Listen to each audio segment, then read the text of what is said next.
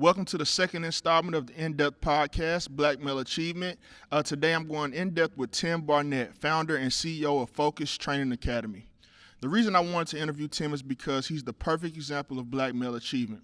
He came from nothing and turned his life into an opportunity where not only he is out of poverty, but now wants to give back to others. He's a former JCPS student, and he has an amazing story. So without further ado, let's go in depth with Tim Barnett. All right, Tim, thank you for joining me today on the podcast. How you doing? Oh, man, thank you for having me. I'm excited. Okay, so just do me a favor and let's start at the beginning.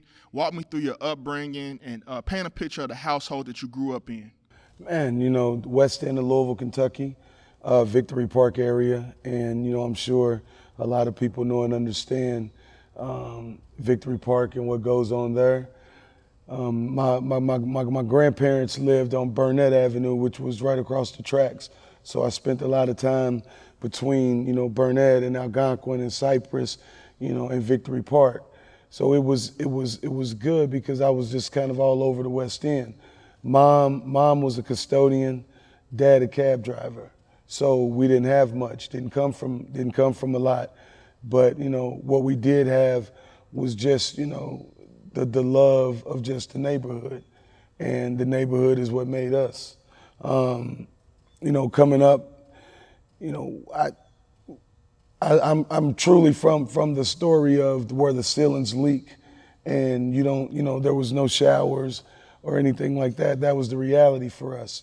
And my mom told me later that the house that we had, they were able to purchase the house for like $13,000, and the house needed a bunch of work, but at the time, my dad just moved back here really from Chicago. And so it was an opportunity for him to kind of, build our family. So my dad bought the house, knowing that it was going to be a lot of repairs that he had to do on it. So, over time, he made it, he turned the house into a home. So I didn't, literally, we didn't have a shower. We stood up. We stood up at the sink, between my two brothers and I.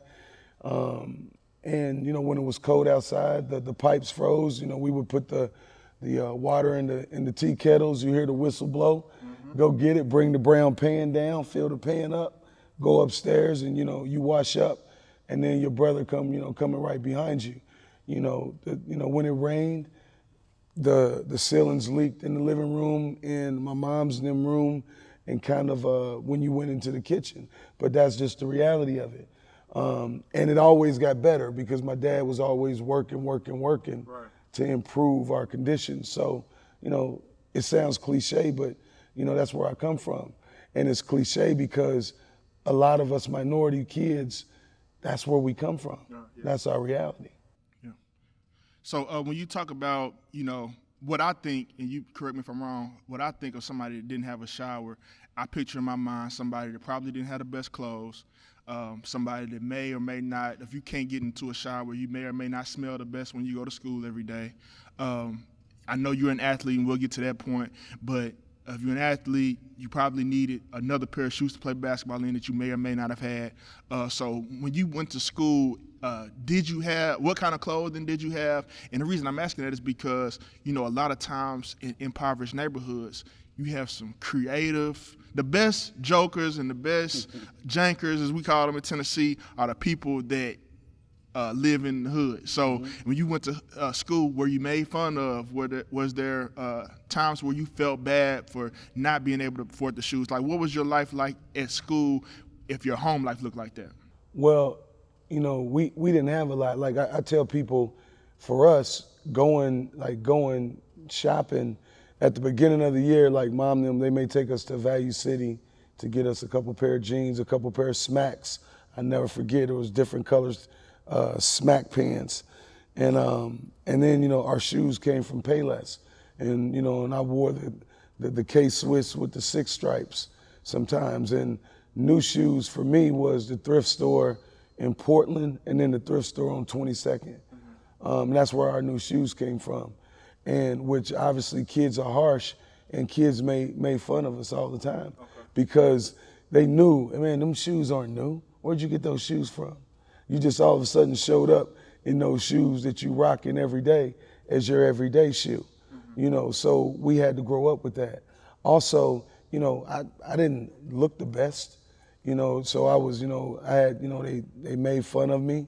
You know, I was, you know, a skinny little dude, you know, which I think kind of led me into some of the things it was that I was doing, you know, because when I came up, you know, I was into the gangs and all of that stuff. I wasn't really an athlete. Right. You know, I wasn't really into that. I was into, you know, running around being like a misfit. Right. And my older brothers played, you know, but, you know, for me, my attention was kind of, you know, being the bad guy. So to kind of getting back to your question, you know, we didn't have much. You know, I got new shoes at the beginning of the school year, and those were from Payless, and that was it. Okay. You know what I mean? So we just kind of had to make do, and our parents did what they could, and that's just what it was. Which I think developed, you know, my inner toughness mentally, you know, and the physical toughness, because, you know, you had to be able to stand up to it. You're gonna have to explain what smacks are. What's smacks? Smacks, man. It was a brand of pants. Like Dickies, kind of, sort of like Dickies, but it wasn't the Dickie material, and it's hard to explain. But it wasn't jeans, wasn't corduroy. You know what I mean? It was, and then they had brown. You know, they had a violet color. So you just had all the colors. You know what I mean? I had smacks. Okay. That's what it was. Okay, so you said you weren't always an athlete. So at what point did? Well, I was always an athlete, but I was never like going saying I'm gonna be an athlete, like, or I want to play basketball, or I'm doing this. You know what I mean? When I was running around the neighborhood just kind of bananas, and I said I was at my grandma's house a lot when my parents were at work, and there was a guy named Mr. Carr. He had a son. They lived on the corner, and his son, Austin Carr, actually, he's got a son that's at North Odom now, Rico. His dad was the first one to acknowledge and was like, "Man, I need to get you playing in some organized sports." So I was probably about like 10 years old. Okay. And he took me down to Southwick, and that was the first organized football team that I played on. Was down at Southwick Community Center for the Chiefs. So shout out to Mr. Carr, rest in peace. Okay. So when did you get to the point where you saw basketball as a chance to, you know, make something of yourself? When did you get serious about basketball? What grade, what school, and what was like the light switch that flipped? Well, I was always, because I like to play. Like I said, I had older brothers, so I would still go play and just compete, but I was still just running the streets. I wasn't really trying to do that. So it never really clicked for me. But I still played. Like, even like coming up, I was about 12 years old, 13 years old. I really started going to the Boys and Girls Club. Okay. You know, because I was trying to find a way to really get away from the streets, from all the gang stuff. And, you know, when I say that, you know, I'm from, and I'm not proud of it now, but, you know, my truth is my truth, and that's what my story is. And I use my story to try to tell kids what not to do, and look at me now and say, you know, I'm far from perfect, but this is where I came from. So, you know, I'm the guy that was robbing people from the bus stop with the 22 longs that looked like 357 Magnums. You know, and we would just sit at 19th Street and around the First, wait for the bus to drop somebody off, boom, let them walk up the street, and boom, that's how we was gonna go and get it.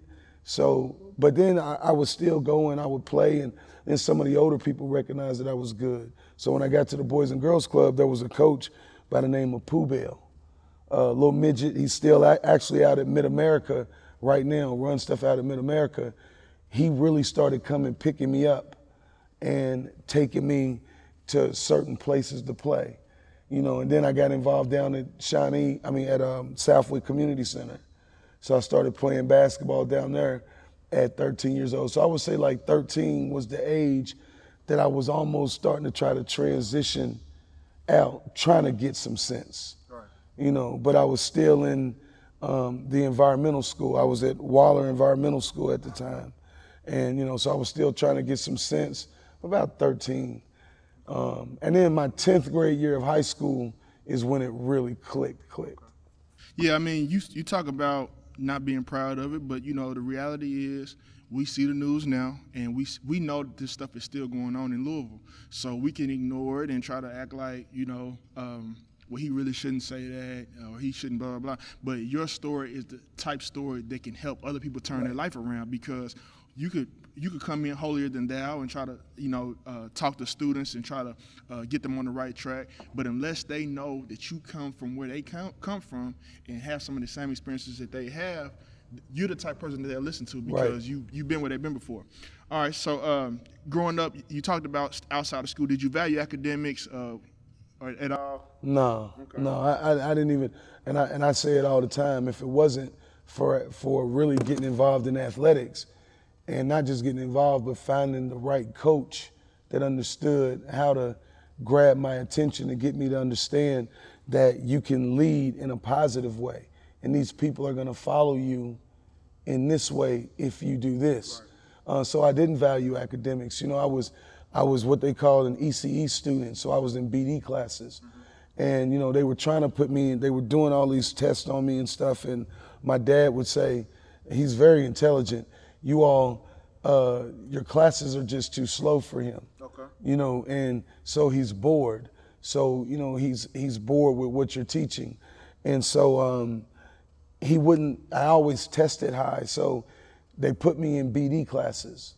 So I was in ECE classes all the way up to 10th grade. And when I think about it now, it doesn't help kids, because all you do is alienate them and then get them to know, like, you're not normal. And, when I think about it now, you had us out in the portables. We weren't even allowed to be in the school with the kids. You had us, we couldn't eat lunch with the kids. So really it was prison. So it was truly like a pipeline to prison, and that's what the alternative schools I went to were. It was really like, I feel like grooming, us for prison, right, and grooming me for prison. So I didn't really value academics. And it's so funny, because when I was in second grade, I would talk a lot in class, and my teacher, she didn't choose to write me up. She said, he's bored in my class, he needs to be challenged more. And she got me tested for, now it's called Gifted and Talented, but where I'm from, it was called Program for Academically Superior Students. But she could have easily just said, he's a bad student, and decided to write me up. But instead, she thought outside the box, got me tested for being an exceptional student, right, for my gift. And then I was able to go into the Gifted and Talented classes, and I didn't value it the way I should have, but it's just amazing that my life could have went down a totally different path if she had have just said, he's this bad kid, and I'm not gonna put up with it. And then you've got that label on you, and then that label follows you for the rest of your life. Right. And it doesn't matter what you do. Right. And that's what they do with us in the system now. They get us in the system, and then they track us, and they want it to follow us for the rest of our lives. Right. And that's what they do. And that's how we get caught up in the system. And we've been placed in the system from the time we were kids. Mm-hmm. You know what I mean? And it start with all of the different testings and and that's a whole different story, but that's just what it is. So you did get to the point where you got to go to college. So talk about that transition from Victory Park, West End, Louisville. You didn't mention what high school you attended, but I don't know if it was predominantly black, predominantly white, but just that culture shock from going from Louisville to college. What was that first year like for you? Where did you go to school, and what was it like transitioning from this comfort zone of Louisville to wherever you went?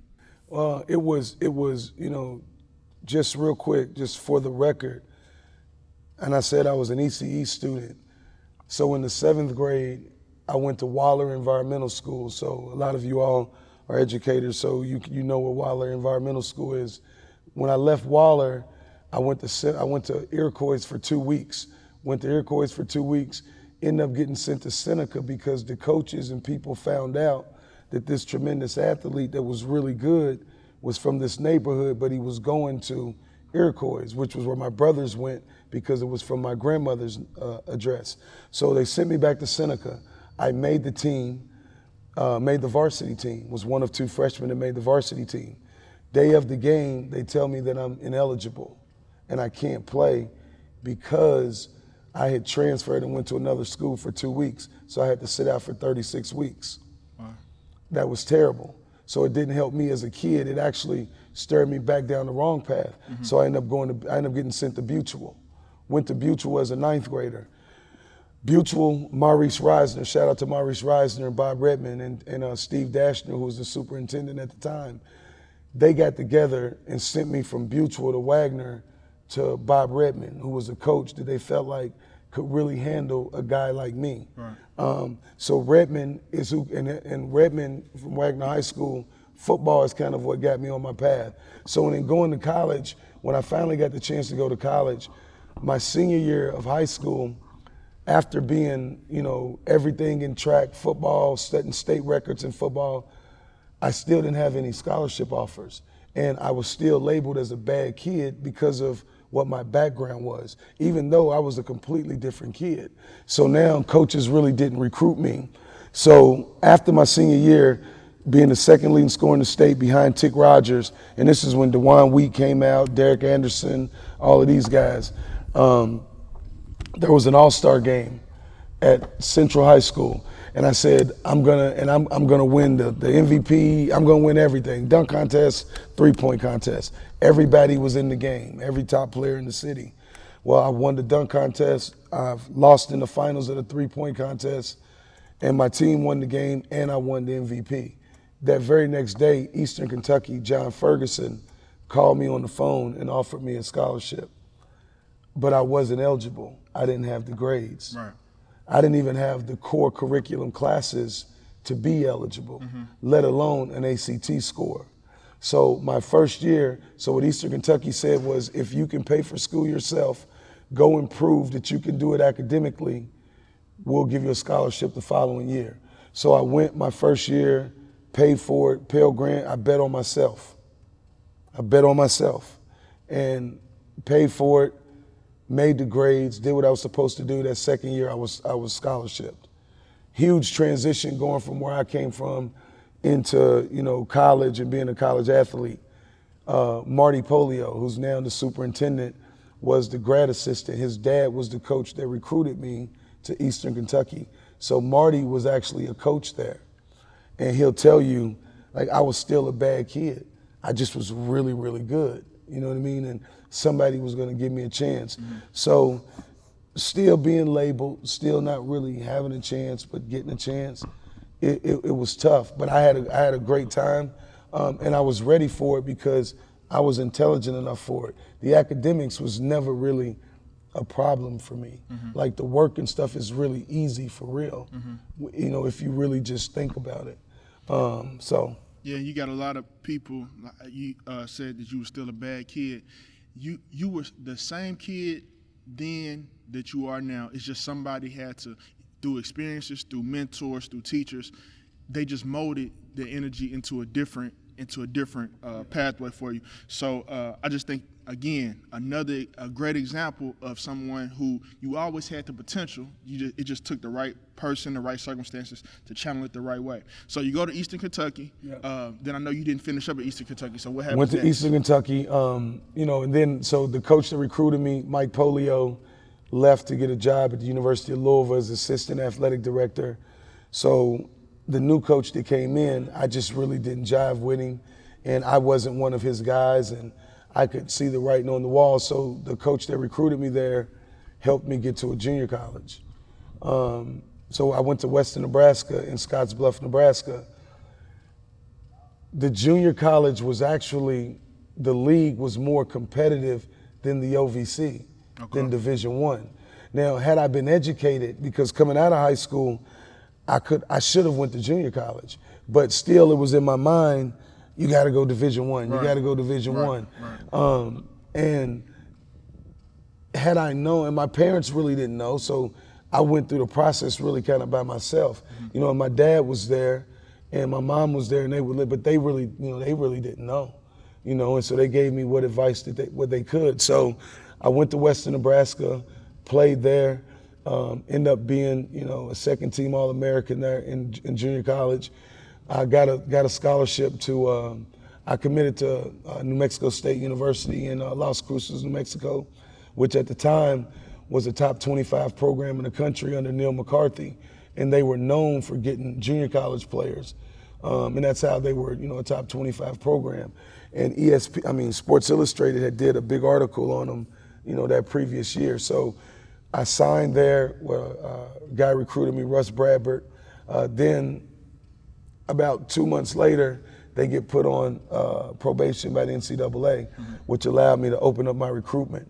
So now it's late in the game, you know what I mean? So now they had postseason ban. They couldn't be on TV. So I was like, I'm not gonna go there, open up my recruitment. So then I had a chance to go to Delaware, Tennessee State, Hawaii, or Nevada. Hawaii would have been great, but I really don't like to fly like that. So it was 5 hours just to cross the water every time. I ended up visiting Nevada, really liked it. They had 4 games on ESPN the next year. Oh, yeah. So, I was just excited about being, and then to be out there and then I was a big UNLV fan. Right. So to be able to go out there and play, in Reno was cool. So I went to University of Nevada. So did you ultimately get 2 degrees? Yeah, I graduated from University from Western Nebraska Community College in '95 with my degree in physical education. Right. Then, like I said, I went to end up going to University of Nevada. Played in Nevada from '95 through '97. Had a really, really good friend that was involved in music that was on me about coming home. At the time, he had a song that was climbing the charts, and he was asking me to come home and managing. And I was like, well, I was tired of basketball. I could have went overseas, but was just tired. And so I said, you know what? I'm not going to come home without my degree. So let me finish school and I'll come back. I'll come home and I'll manage you. So when I finished playing in '97, I took the semester of like that 97, 98 right there, that fall semester. I took that semester off. Right. Then I jumped back in school, and then I ended up graduating in '99. Once I graduated with my degree is in ecology, which is really social work, but the field is ecology out there. End up graduating, then that's when I moved back here. Okay, so talk about the friend. So you came home to work with your friend. Yep. Who was your friend? What's the song that was climbing the charts? Best friend in the world, guy by the name of Stephen Ellis Garrett. The world knows him by Static Major. Rest in peace. At the time, he had wrote a song he had been with Jodeci for a while, and it was crazy because this is my childhood friend that we used to say we were cousins.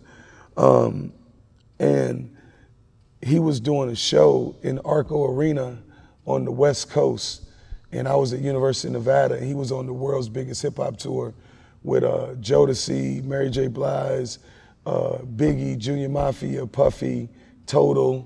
It was a packed crowd. So to see him on the West Coast and me on the West Coast, I got some little chick's car, and we drove from Reno to Sacramento to get to the show. So to see him and meeting him on the West Coast was crazy. So Static Major, the song was a song called Pony by Genuine, but he had did a lot of stuff on the Dr. Dolittle soundtrack. He did stuff on the Jodeci album, the show, the after party, the hotel. Had did stuff. So Pony was climbing the charts. Aaliyah started blowing up with Are You That Somebody? And well, she was blowing up, but he wrote the song Are You That Somebody? Which was on Doolittle, that was blowing up. So it was like, he was like, you can come home, manage me, and then let's go travel the world. So that's what I did. And he also did Lollipop for Lil Wayne. Yeah. His track record is ridiculous, but he did obviously Lollipop for Lil Wayne, but he did Change the Game for Jay-Z, You Owe Me Something with Nas and Genuine, Two Step, the remix for Destiny's Child, Two Step on the Destiny's Fulfilled album. So very, very, very successful. Oh yeah, very successful. So you start traveling with him, and you ultimately end back up in Louisville. What happened to bring you back to Louisville? Well, we were doing the Pretty Ricky album, and my son was born January 20th of 2005. I left Louisville. I had a daughter that was born when I was 16. So, but I left Louisville when I was 18, obviously, to go to college to try to create a better life for my daughter. So I was like, you know, when my son was born, we had to leave 2 weeks after he was born to go to Miami to do the Pretty Ricky stuff. And after being there, I was just like, you know, I need to go home and I need to raise my son. God's plan for me is to work with young people. Right. Okay. And if I don't get there, my blessings will go. So I 05, I moved back here and I really started working in basketball, and a coach at Ballard High School gave me a chance to work with him. Okay, so you, up to this point, we've talked about a person that comes from poverty, gets through school, goes to college, ultimately gets 2 degrees, has helped manage a successful music artist all over the country, and now you've chosen to come back to Louisville. So you said that God's plan for me is to work with young people. You started out at Ballard, and now we're recording this podcast in a gym, a phenomenal gym that you have built from the ground up. How did you go from, I guess, assistant coaching at Ballard to having your own gym here? Well, when I went to Ballard, it was just, I went as a volunteer.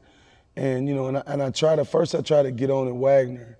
The coach wouldn't hire me. Then I went to Central. I went to Doug Bibby, and, you know, they wouldn't hire me. So Ballard, Ballard let me come in and just start working with their young people, because the coach, I had known him since I was 13 years old. So he let me come in and just start working with their young people. And after seeing what I could do and the impact I had, he was like, man, I want you to be an assistant coach.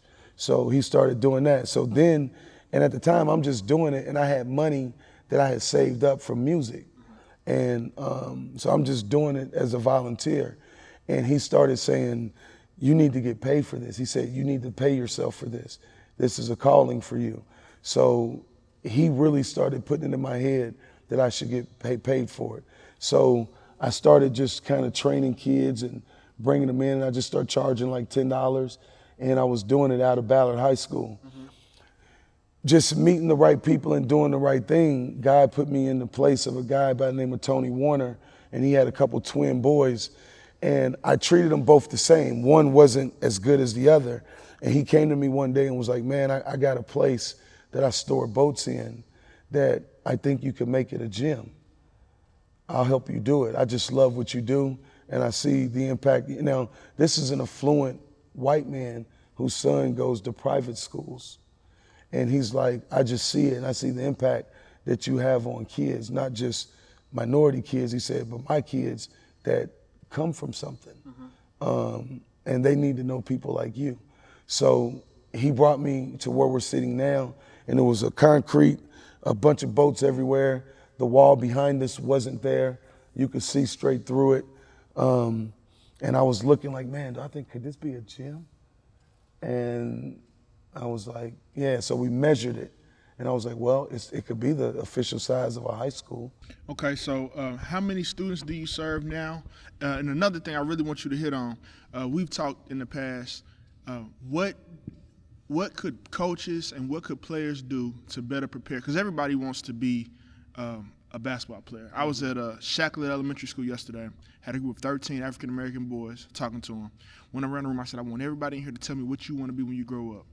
Out of the 13 boys, 8 of them said either NBA, NFL, or MLB.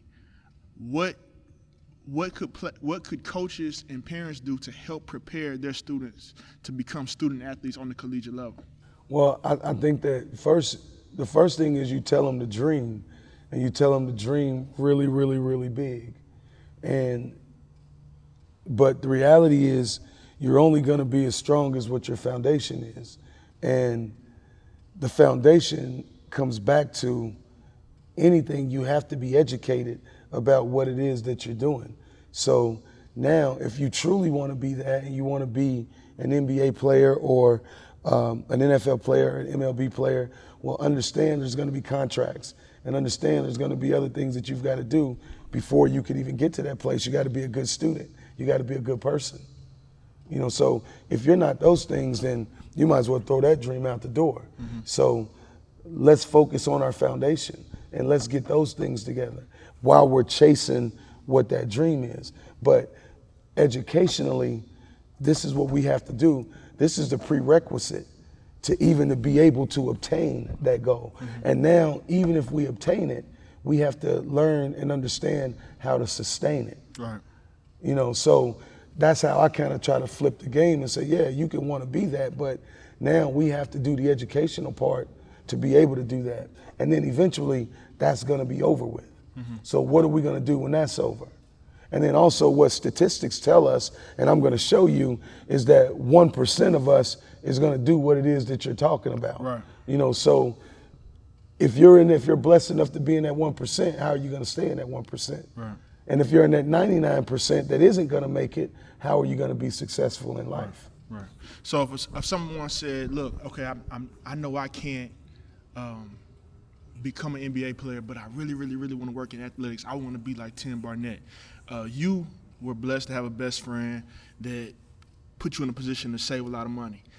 For somebody that's coming from Victory Park now, and they say, I want to be like you, Tim, what would you suggest for them to do? Of course, we want them to value their academics, go through school, prepare for the ACT, do that kind of thing. But what other steps could they take to be in a position like you're in now? That's the part, that's the easy part. The other part is you've got to be around the right people.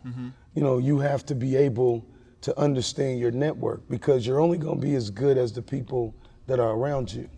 You know, and for me, I like to be around people that are a little bit more successful than me, that are, you know, financially, that are a little bit in a better place than I am, that can help keep me pushing and striving, that I can learn from. You know, and I say, so it's about the people that you know, because even in doing this, it wasn't because I saved the money from working with Static. It was because the relationship I had with the coach at Ballard created the opportunity. And then it was from that opportunity, through that relationship, allowed me to get the other relationship with the Warners that allowed me to get this building. Because still, even with the money from Static, because in college, it still didn't really teach me financial literacy. Right. You know, it still didn't really teach me how to handle my money and what I should be doing after college. Right. It was a lot of memorization on stuff that really wasn't even relevant, honestly. A lot of it was a waste of time. But what I really learned in college was the communication and the networking and how to make things that seemed impossible possible. Right. You know, so I would say the networking and understand the people that you're around. That's why I tell all the kids that I have today that whenever you're in this gym, anytime you see somebody, introduce yourself to them, shake their hands, look them in the eyes. You never know who that person is, and you never know how that person may be able to change your life. Right, and one thing I respect about you is you don't care about just the basketball player. You know, I told you when I first met you, it's a lot of people in your position, they're looking for that one player that can hit it big and that they can latch onto and forget everybody else. Right. But just like the example you said with the twins, you had one twin that was better than the other with basketball, but you didn't treat them any differently. Yep. So not only do you have this gym, which you have NBA players and professional athletes in all the time, but you have a vision for something else that you want to do here. So can you talk about what you plan on doing? Like, where do you see Focus in 5 years? What is your plan? Well, Focus is an acronym for Focus on Character Equals Ultimate Success. And I've always believed that what athletics has done for me is it's taught me the game of life. You know, discipline, accountability, teamwork, determination, dedication, you know, how to be able to work together, how to be able to listen and take directions and be able to then go and apply them to everyday life. So it was always the vision to use the game as a vehicle to life. Right. And so now what we've been blessed enough to do is we'll be opening up our student athlete enrichment center. And what that enrichment center is going to do is we're going to off-study, focus on ACT, SAT prep, personal development, professional development. You know, we'll do skill, trade classes, a little bit of everything. And our main objective is reading and literacy. And really trying to get the young people to understand that the knowledge that you need is out there. You just have to go get it. Right. And don't necessarily just believe what is right in your face. You know, understand how to go dig a little bit more in depth and understand, the wealth of knowledge that's really out there. So that's what we hope to do is now when kids come here and people think about us, they don't think about us as a basketball place. They think of us as a place of enrichment that helps to uplift and build students one by one. Okay, so I want to make a point here. So tell me about maybe a few NBA players or professional athletes that come to use your gym, whether it's been once in the past year or periodically in the past year. Just give me a few names. Well, in here last night you had Montrezl Harrell, who was, who's with the Clippers now, obviously at University of Louisville, 2013 national champion. But, Rajon Rondo has been in here. Donovan Mitchell was been in here when he was at Louisville. D'Angelo Russell, a couple days after he was drafted, he was in here with Quentin Snyder, who's a University of Louisville legend, who played in here. Cal Wiltshire, University of Kentucky, has been in here. Marcus Lee, University of Kentucky. I can go on Peyton Siva, Russ Smith, Gorgie Jane. I can go on down the line. So those players that you just mentioned have Terry Rozier. Couple $100 million. Terry Rozier, $59 million contract this summer. Montrezl Harrell, I think he's $25 million. D'Angelo Russell, max contract, $117 million. You have a relationship with these players that you could, if you really just wanted to, you could just pay attention to the high-end clientele and just do your best to link with them and just care about them. But you are a person, again, Victory Park, wasn't the best student coming through school, has done wrong in his lifetime while he was growing up, but took advantage of his opportunity and now has decided to give back to other students in Louisville. And his attention is not on necessarily the pro players that he has. I'm in his gym right now looking at the walls. He has pictures of just so many players that have come through Louisville that he's so proud of that never have been in the pros and probably would never make it to the pros. But the idea that you have chosen to use this as a place of enrichment, to focus on literacy, I just really want to tell you I commend you for doing that. So let's just say when it's all said and done for Tim Barnett and we at his funeral, what do you want to be said about you? Because this is going to be your legacy. It's not just a gym, it's an enrichment center. What do you want your legacy to be when you leave here? That it was never about me. That I spent my time, trying to give back and give people the mentorship that I had as a coach, because it was that one coach, Bob Redmond, that really changed my entire life and that really got me to understand what my potential was in a positive way. So I just want people to always know and always understand that it's never about me. It was always about the others. I'm a servient person of others, and that's just what it's about for me. And as far as all the NBA guys, sometimes people say, man, why don't you go to them and just ask them for X amount of money? A lot of times people don't know what's going on in their lives. Right. People don't know how many people they really take care of, what really goes on. So I don't go and ask them for anything. Right. I've known Devontae Parker is another one that's played for me, came through. I've been knowing him since he was 12 years old. I'll never go to none of these guys and ask them for a dime. They know what I'm doing. And if they choose to want to be a part of it, fine. If not, I just appreciate being a part of their journey. Right. So when it's all said and done, just know I'm a guy that's appreciative of all the help that I got, and I want to be somebody to pay it forward.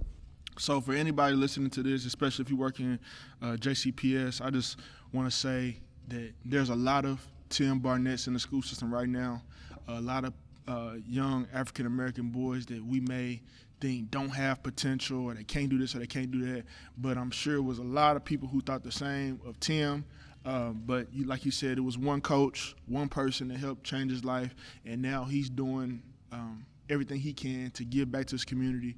And it's not just young black boys, it's people of all colors and of every gender, So he's doing everything that he can to give back. So I just want to tell you I commend you, and I appreciate you giving me time, and just keep up the good work. And how can people keep up with you on social media? You can go follow us on Instagram at Focus B-Ball, Twitter at Focus_B-Ball, Facebook, just Focus Basketball Academy. Follow us. We got a lot of exciting things going on, and if you want to be a part of it, you can always hit us at info at focusbasketball.com. All right, Tim. Thank you. Thank you, boss. Appreciate it.